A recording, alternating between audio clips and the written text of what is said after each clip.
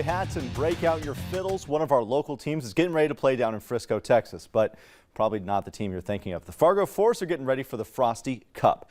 The Fargo Force, the top team in the USHL with their 22-11 overall record, will square off with the Tri-City Storm in the 4th annual Frosty Cup.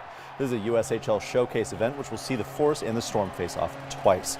This will be the first time in a long time that these two teams have played. They last met back on November 4th. They now make their way to Texas along with 43 youth teams from 13 different states, giving the sport a massive spotlight down south. The Force are ready to compete with the lights on bright in the Lone Star State.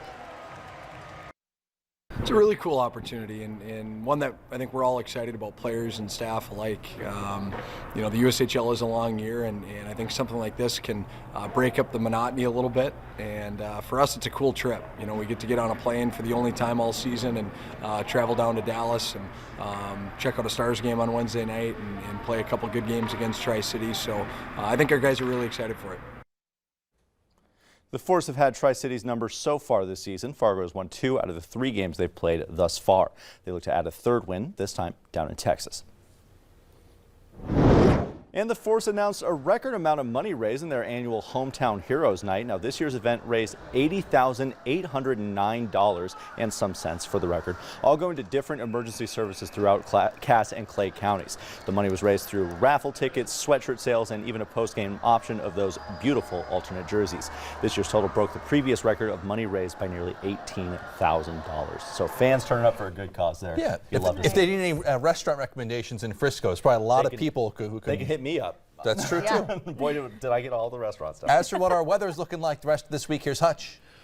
Well, it's going downhill just a little bit. We had quiet day, cold day, but at least some sunshine here as we're in between systems. Well, strong storm system working its way off the Atlantic seaboard and out in Alberta. Here's Clipper number 3. Getting wound up, and it arrives tomorrow. In the afternoon, our western counties will see it first. Drive time, it begins here in the valley.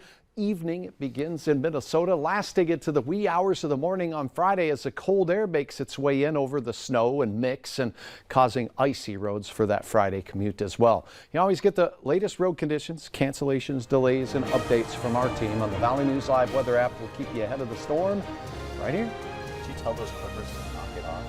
Yeah, I'm about tired of Alberta already.